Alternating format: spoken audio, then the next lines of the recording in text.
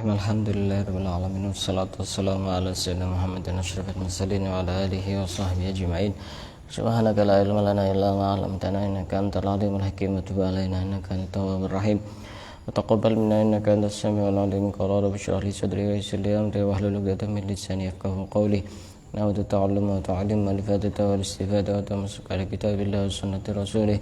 والدعاء للهدى والدلالة على الخير ابتغاء مرضاته وقربه وثوابه سبحانه وتعالى. قال المصنف رحمه الله تعالى ونفعنا به وبعلومه وأمدنا بأسراره الدارين آمين. Kita lanjutkan kajian kitab Wasailul Wusul ila Syamailir Rasul yang dikarang oleh Syekh Yusuf bin Ismail An-Nabhani. Perlu dihafalkan itu nama pengarangnya. Siapa pengarangnya? Syekh Yusuf bin Ismail An-Nabhani. Ya, pendeknya Syekh Yusuf bin Ismail An-Nabhani. Lahir di mana?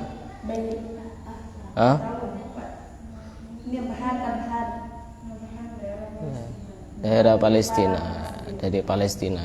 Wafat di mana? Wafat di Beirut. Al-muqaddimatu wa hiya tashtamilu ala tanbihaini. At-tanbihul awwal fi ma'na lafdz syama'il. Kemarin sudah ada muqaddimah dari beliau pengarang kitab, muqaddimah kitab. Sekarang kita membahas tentang muqaddimah arti syama'il. Sekarang kita kan belajar syama'ilur Rasul. Sering kita mendengar istilah syama'il. Syama'il itu apa? Hiya fil asli al-akhlaq wat tabai. Asal dari syama'il itu adalah akhlak dan watak-watak. Itu namanya syama'il. Di dalam kamus, qala fil qamusi asy-syimalu at-tab'u wal jam'u syama'il. Wa qala fil lisanil arab mufraduha syimalun bi kasri syini wa qala jarir. Wa ma laumi akhi min shimaliya wa qala sakhrun akhul khansa'i. Abashatmi inni qad asabu karimati wa laysa ihda'ul khana min shimaliya. Yang saya jelaskan nanti yang penting-penting saja. Wa qala akharu humu qaumi wa qad ankartu minhum syama'ila buddiluha min shimali ay ankartu akhlaqahum. Thumma qala fi madatiha aidan wasyimalu khaliqatur rajul wa jam'uha syama'il wa innaha la hasanatus syama'il wa rajulun karimus syama'ili ay fi akhlaqihi wa mukhalaqatihi. Wa qad ista'mala ulama'ul hadithi asy-syama'ila fi akhlaqihi syarifati sallallahu alaihi wasallam ala asliha wa fi awsafi suratihi dhahirati aidan ala sabilil majazi fa'lam dzalik. Jadi intinya syama'il itu kita mempelajari akhlak-akhlaknya Nabi. Jadi syama'il itu makna aslinya akhlak. Walaupun di sini di dalam kitab ini yang dijelaskan juga tentang bentuk tubuhnya Nabi, termasuk wajahnya bagaimana, terus matanya beliau bagaimana, itu ala sabilil majaz. Sedangkan yang asli itu adalah akhlak. Berarti akhlak itu lebih kepada apa? Sifat ya. Sifat. Jadi yang tidak menempel ke tubuh. Tapi kalau akhlak itu yang dimaksud adalah menjelaskan tentang sosok, itu berarti arti majaz. Makna aslinya adalah tentang akhlak. Jadi yang kita pelajari juga termasuk akhlaknya Nabi, bagaimana tawaduknya, bagaimana beliau itu bersih hatinya, akhlaknya kepada orang lain. Tapi di sisi yang lain juga menjelaskan tentang bentuk fisiknya Nabi. At-tabbihus tsani fil fawaidi. Sekarang kita akan membahas tentang faedah mempelajari kitab Syama'il. Fil fawaidi al-maqsudati min jam'i syama'ilihi sallallahu alaihi wasallam. Laisal maqsudu min jam'i syama'ilihi sallallahu alaihi wasallam mujarrada ma'rifati ilmin tadikhiyin tamiru ilaihi nufus wa tajnahu ilaihi al-qulub wa yutahaddasu bihi fil majalis wa yustashhadu bihi alal maqasid wa nahwi dzalika minal fawaid. Kata pengarang kitab Syekh Yusuf bin Ismail An-Nabhani, tujuan dari mengarang syama'il, kalau saya menyebutkan istilah syama'il harus langsung paham ya. Yang dimaksud ya menjelaskan tentang akhlak Nabi dan watak dan juga bentuk fisik Nabi. Yang tujuan dari mengarang syama'il itu bukan hanya sekedar mengetahui tentang sejarah, sehingga kita ini terdorong untuk bersemangat untuk mengetahui ilmu yang berhubungan dengan masa lampau. Tidak, bukan hanya itu. Ini kan yang dijelaskan pasti yang sudah lewat kan. Bukan hanya sekedar ilmu tarihi, ilmu sejarah, bukan. Kemudian hati senang mendengarkan hal-hal yang lampau, mendengarkan sejarah-sejarah. Akhirnya dibahas di dalam beberapa perkumpulan, forum, majelis, dan digunakan untuk dalil-dalil begini. Bukan itu semua. Tujuannya itu bukan untuk semua. Walaupun itu juga termasuk bagian dari tujuan, tapi yang paling terpenting bukan itu semua. Wa innamal maqsudu min jam'i syama'ilihi sallallahu alaihi wasallam fawaidu ukhra muhimmatun fid din.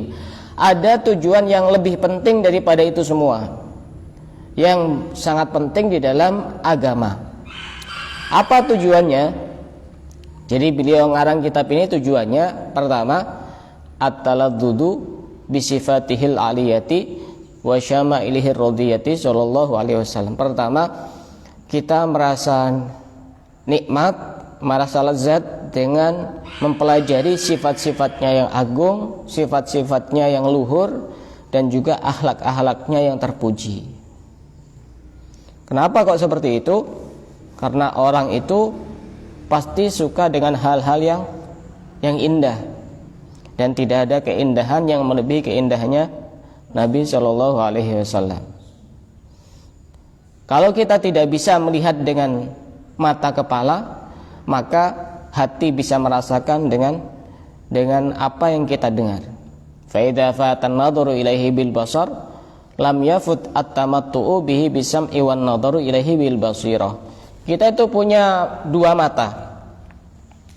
Ada mata kepala, ada mata hati. Dan itu fungsinya beda. Mungkin kita tidak pernah melihat Rasulullah matanya, tapi bisa jadi mata hatinya pernah. Dengan apa? Dengan ketika kita mendengarkan bacaan-bacaan sholawat, atau kita membaca sholawat, atau kita membaca tentang akhlak-akhlaknya, hati itu merasa ada sesuatu yang dirasakan yang tidak bisa digambarkan dengan kata-kata. Itu namanya mata hati.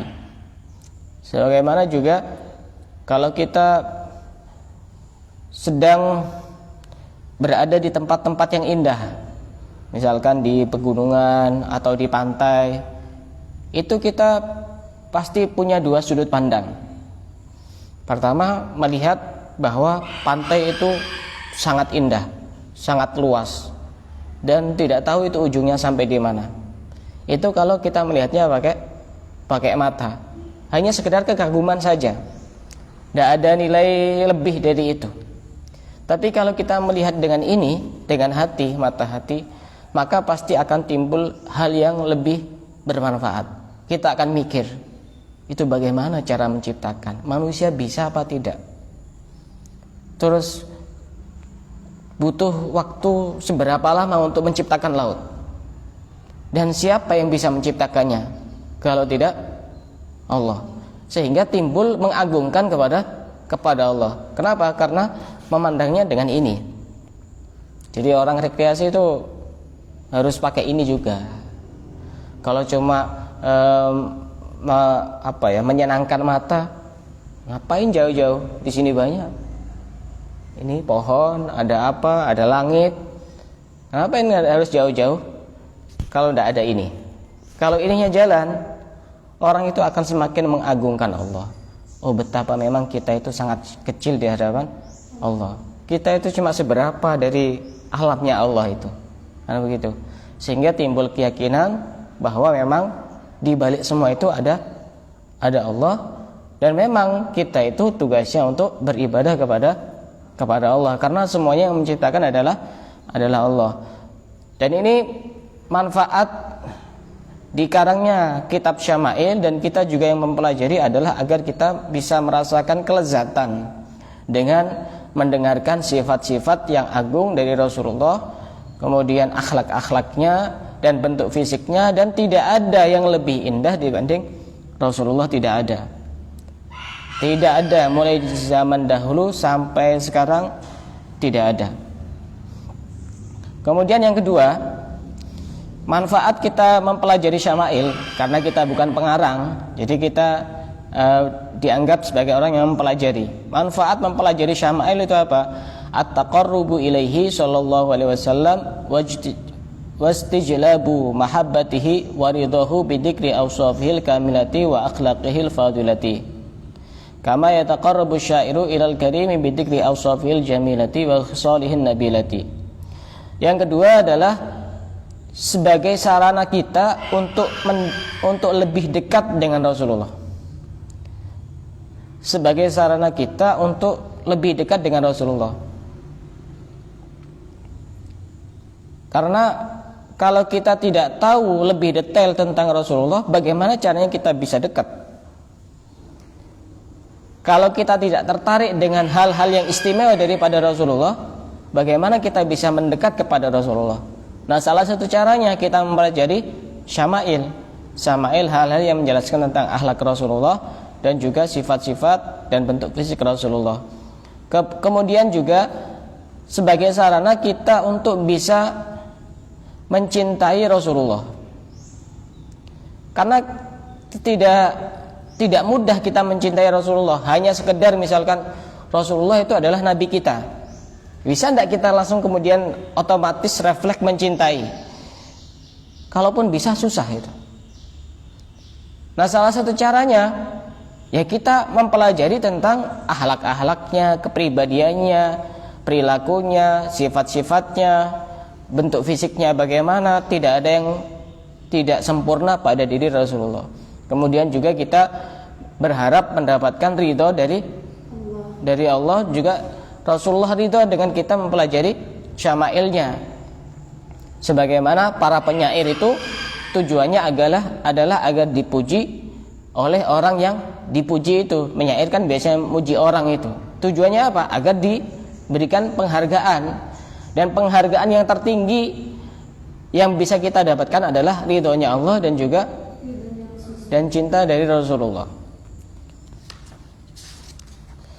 Wala syakka anna jam'asy syama'ilihi sallallahu alaihi wasallam wa nashraha huwa afdalu wa akmalu min madhihi bil qasaid. Kata pengarang kitab ini bahwasanya mengumpulkan syama'il itu, menjelaskan tentang sifat-sifat, akhlak-akhlak, bentuk fisik Rasulullah, itu lebih afdal dan lebih sempurna daripada hanya sekedar memuji dengan qasidah-qasidah. Kalau dengan qasidah-qasidah itu kan tidak banyak. Tapi kalau Syama'il itu lengkap. Jadi tanpa kita harus ya Nabi salam alaika, dengan kita mendengarkan dan mempelajari tentang sifat-sifat Rasulullah, kita bisa cinta tanpa memuji. Bisa. Dan bisa jadi orang yang banyak baca sholawat tanpa dia mengerti tentang sifat-sifat Rasulullah, akhlak-akhlak Rasulullah, kalah sama mereka yang mempelajari Syama'ilnya.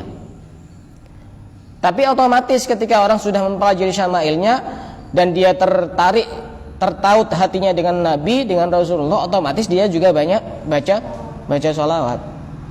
Makanya kalau menurut versi saya ya, vokalis itu jangan cuma sekedar mengandalkan suara, tapi belajar gimana kecintaan Nabi kepada umatnya, bagaimana akhlaknya, bagaimana sifat-sifatnya, bagaimana perilakunya, bagaimana bentuk fisiknya, sehingga ketika dia memuji kepada Rasulullah benar-benar dari sini ada suara-suara cinta yang muncul dari dalam hatinya, bukan cuma sekedar mengandalkan suara.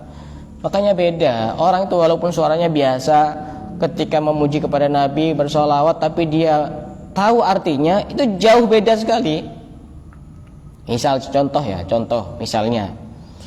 Misalkan suara saya biasa-biasa, ada suara yang lebih bagus, misalnya dia memang vokalis yang sudah kemana-mana, tapi dia tidak paham, hanya sekedar mengandalkan lirik lagu dan alunan nada, suara dan lain sebagainya.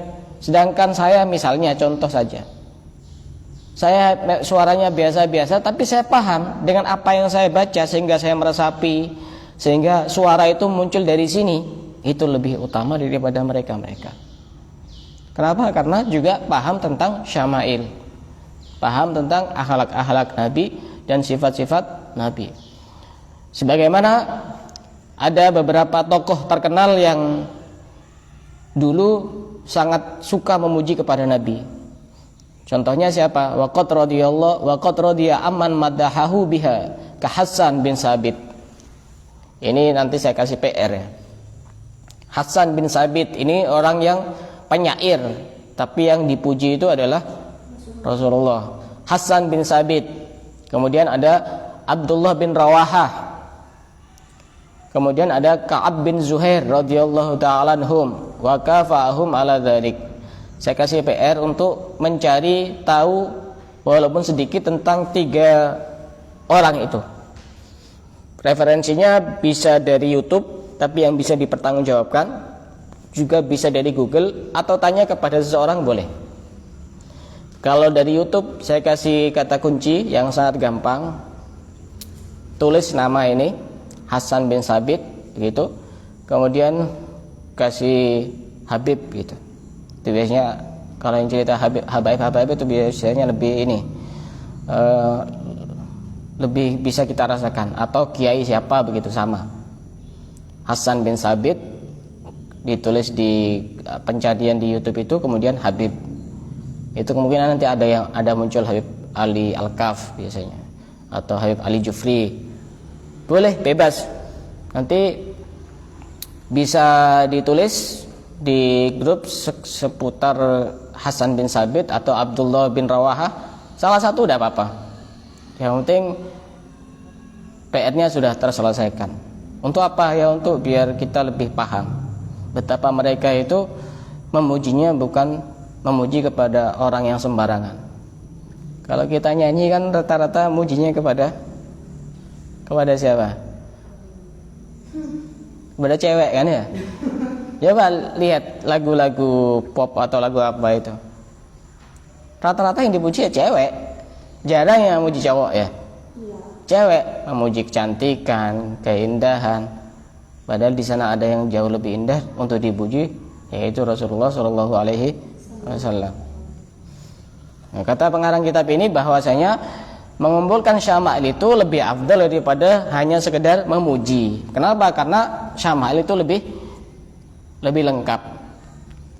Fala syakka annahu yarda amman ya'tani bi jam'i syamalihi wa nashriha sallallahu alaihi wasallam wa minha.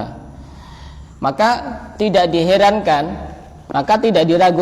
diragukan bahwasanya Rasulullah itu pasti ridho terhadap orang yang mengumpulkan syama'ilnya. Kenapa? Karena orang yang memujinya saja itu beliau senang, seperti Hasan bin Sabit, Abdullah bin Rawahah, Ka'ab bin Zuhair. Rasulullah senang dipuji mereka-mereka itu, apalagi mengumpulkan secara lengkap dari awal sampai akhir tentang syama'il beliau. Jadi tidak benar ketika misalkan orang itu memperingati Maulid Nabi baca-baca syair atau apa. Kamu tidak tahu Hasan bin Sabit yang hanya memuji dengan beberapa bait kata kemudian dipuji oleh Rasulullah. Apakah mengumpulkan syama'il yang sampai berjilid-jilid, apa itu tidak jauh lebih baik dibanding pujian Hasan bin Sabit? Semuanya baik. Jadi ya aneh sekali ketika ada orang baca Maulid Habsyi, baca Maulid Diba, baca Maulid Syaraful Anam, baca Maulid Diyaul Hamid, kemudian dilarang atau dibid'ahkan atau diharamkan. Ini ya jelas tidak benar. Karena kata Sayyidina Ibnu Abbas, idlam yakhluqullah ta'ala khalqan akrama alaihi min nabiyina Muhammad. Karena Allah tidak pernah menciptakan makhluk yang lebih mulia dibanding Nabi Muhammad. Sehingga kita mempelajari syama'ilnya adalah dengan harapan kita juga dijadikan menjadi orang yang mulia sebab kemuliaan Nabi Muhammad. Kemudian yang berikutnya, manfaat kita mempelajari syama'il adalah wa minha ta'aruduna li mukafaatihi sallallahu alaihi wasallam ala ihsanihi ilaina wa inqadihi iyana min dhulumatil dhalali ila anwaril huda wa minasyaqawatil abadiyyati ila sa'adatis sarmadiyyati wa hadhihi ni'matun kubra la tumkinu muqabalatuha bi syai' wa la yaqdiru ala mukafatihi 'alaiha illallah ta'ala. Tujuan yang berikutnya kita mempelajari syama'il adalah kita membalas jasa-jasa Rasulullah yang sudah punya jasa besar kepada kita. Apa jasanya Rasulullah? Salah satunya adalah menyelamatkan kita dari kegelapan kesesatan menuju cahaya petunjuk. Kalau seandainya tidak ada Nabi, mungkin kita sudah tersesat. Ya kenapa kok tersesat? Ya karena tidak ada aturan-aturan Nabi. Orang bisa saja berzina seenaknya, mencuri seenaknya, membunuh seenaknya, mencela orang seenaknya, menyakiti orang seenaknya. Kemudian datang Nabi, angqadana min dhulumatid dhalal ila anwaril huda, menyelamatkan kita dari kesesatan yang begitu sangat gelap menuju petunjuk yang begitu sangat terang benderang. Kemudian juga menyelamatkan kita dari kecelakaan menuju kepada kebahagiaan. Ini adalah nikmat yang sangat agung, yang sebenarnya walaupun kita mempelajari syama'il, walaupun kita itu menulis syama'il, itu tidak bisa membalas dengan sebaik-baiknya dengan apa yang sudah dikorbankan oleh Nabi Muhammad kepada kita sebagai umatnya. Tidak ada apa-apanya. Yang bisa membalas itu adalah siapa? Yang bisa membalas adalah Allah. Kita tidak bisa. Nabi sudah banyak berkorban, sudah banyak memikirkan hal-hal yang sangat berharga untuk kita sebagai umatnya. Kita tidak bisa membalas, walaupun hanya sekedar mengarang kitab syama'il. Apalagi kita cuma sekedar baca saja dan mempelajari, apalagi cuma baca sholawat. Tidak bisa balas jasa Nabi, itu tidak bisa. Yang bisa balas jasa Nabi itu cuma Allah, dengan diberikan banyak keistimewaan oleh Allah kepada Nabi Muhammad. Maka kata yang mensyarahi kitab ini, kalau ada orang berbuat baik kepada kita, walaupun cuma 1 kali 2 kali, kita pasti ingat kepada kebaikan dia, dan kita bisa timbul rasa cinta kepada orang itu. Mestinya kalau orang mau berpikir secara sehat, mestinya kita juga bisa cinta kepada Nabi. Kebaikan apa lagi yang bisa kita terima? Terlalu banyak. Dari syariatnya, sholat ini kan juga dalam rangka agar kita selamat. Puasa dalam rangka agar kita selamat. Tidak diperbolehkan minum minuman keras dalam rangka agar ini otak kita juga menjadi otak yang sehat. Dilarang untuk membunuh agar tidak terjadi kerusakan dalam keluarga kita sehingga terjadi bunuh-membunuh. Terlalu banyak. Kok bisa orang tidak bisa cinta kepada Nabi? Kan aneh. Maka orang harus berpikir secara cerdas. Anggap saja misalnya ada si A ngasih uang 1 juta kepada si B. Bisa enggak sekali ngasih 1 juta kemudian si B cinta kepada si A? Bisa, mudah sekali. Ya, sangat mudah sekali cinta. Nah, Rasulullah yang diberikan kepada kita apa? Terlalu banyak. Terlalu banyak. Kalaupun tidak ada Rasulullah, kita sudah menjadi umat yang tersesat. Bisa melakukan hal-hal yang bisa merugikan kepada diri kita sendiri. Makanya kita harus benar-benar sadar bahwa ternyata kita sudah lama tidak cinta kepada Nabi. Padahal banyak kebaikan yang kita terima dari Nabi. Maka fajazahullahu ta'ala anna afdhala ma jaza bihi mursalan amman ursila ilaih. Maka sungguh kita harus banyak berterima kasih kepada Nabi terhadap apa yang sudah dikorbankan, yang diberikan kepada Nabi, dari Nabi kepada kita. Fa innahu anqadana bihi minal halakah, karena sesungguhnya Rasulullah itu menyelamatkan kita dari kerusakan. wa ja'alana min khairi ummatin ukhrijat linnas, dan berkat Rasulullah kita dijadikan menjadi sebaik-baik umat.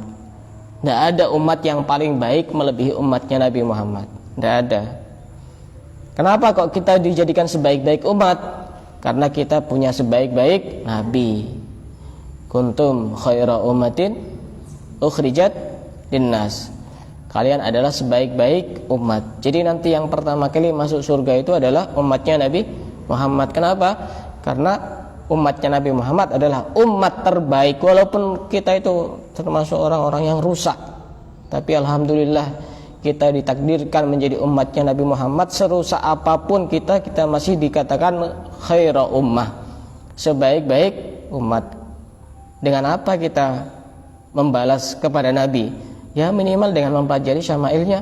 Walaupun tidak bisa dikatakan membalas, minimal kita banyak baca sholawat, minimal kita sedikit demi sedikit menumbuhkan rasa cinta kepada Nabi.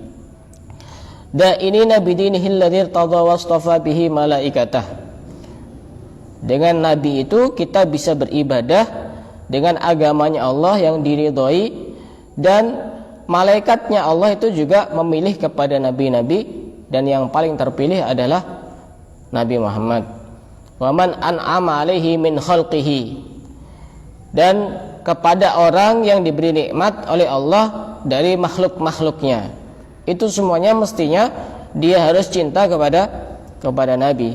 Di dalam ayat Al-Qur'an disebutkan wa asbagha alaikum ni'amahu dhahiratan wa batinah, dan aku sempurnakan kepada kalian nikmat yang zahir dan batin. Jadi kita itu punya dua nikmat, nikmat zahir dan nikmat batin. Disebutkan oleh para ulama ahli tafsir, nikmat zahir itu apa? Nikmat zahir itu adalah dengan adanya Nabi Muhammad, nikmat zahir. Sedangkan nikmat batin itu adalah kita ditutupi dari kekurangan-kekurangan dan aib kita. Itu termasuk nikmat batin. Kita tanpa harus meminta, banyak dosa-dosa, banyak kesalahan, banyak aib kita yang sudah ditutupi oleh Allah. Disebutkan juga oleh ulama yang lain bahwasanya nikmat zahir itu adalah nikmat Islam. Sedangkan nikmat batin, perbuatan kita ditutupi oleh Allah. Dan dosa-dosa kita juga ditutupi oleh Allah. Jadi intinya kita harus banyak bersyukur kepada Allah, karena dengan adanya Rasulullah itu juga termasuk bagian dari nikmat. Dan bahkan nikmat yang paling terbesar adalah nikmat adanya Rasulullah. Karenanya di dalam ayat yang lain disebutkan Qul bifadlillahi wa birahmatihi fabidzalika falyafrahu. Katakanlah dengan anugerah Allah dan dengan rahmatnya maka bergembiralah. Dan Rasulullah termasuk rahmatnya Allah, karena dikuatkan dengan ayat yang lain, wa ma arsalnaka illa rahmatan lil alamin.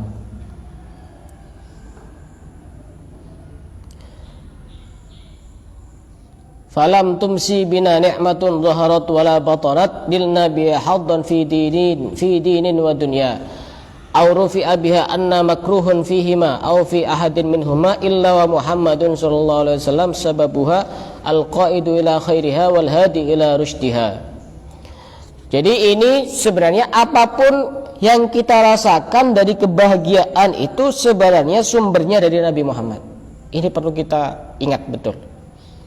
Kenapa sekarang kok saya bahagia? Sebab Nabi Muhammad. Kenapa kok saya sekarang dapat rezeki? Sebab Nabi Muhammad. Kenapa keluarga saya kok baik? Sebab Nabi Muhammad. Ini harus kita ingat betul. Agar apa? Agar hubungan hati kita kepada Nabi Muhammad menjadi hubungan yang sangat kuat. Bahkan disebutkan oleh Al-Habib Abdurrahman bin Mustafa Al-Idrus. Beliau menyebutkan bahwasanya kullu man hasalat lahur rahmatu fil wujud aw kharaja lahu qismun min rizqid dunya wal akhirah wal-zahir wal-batin wal-ulumi wal-ma'arif wat-ta'at innama kharaja lahu dzalika ala yadi Rasulullah sallallahu alaihi wasallam wa biwasitatihi. Setiap apapun yang kita rasakan, baik itu urusan rezeki dunia maupun keberuntungan di akhirat, baik itu sifatnya zahir maupun batin, kita dapat ilmu, kita dapat rezeki, kita dapat keberuntungan, dapat kebahagiaan, maka semua itu tidak lepas sebab perantara Rasulullah. Ini harus menjadi rumus dasar kita. Rumus dasar kita. Kenapa kok saya tiba-tiba diterima ini berkat Rasulullah? Jangan sampai kita mengaku, oh ini berkat usaha keras saya. Bukan. Semuanya berkat Rasulullah. Artinya tetap Rasulullah sebagai perantara. Kita harus meyakini itu.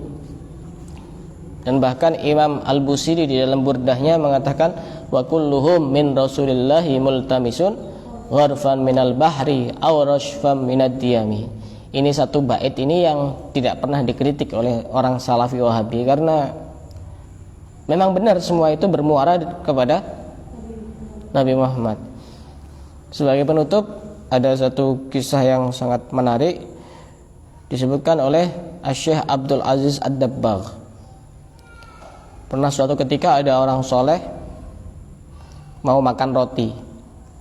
Kemudian orang soleh tersebut melihat roti itu dan melihat rizki yang diberikan Allah kepada manusia.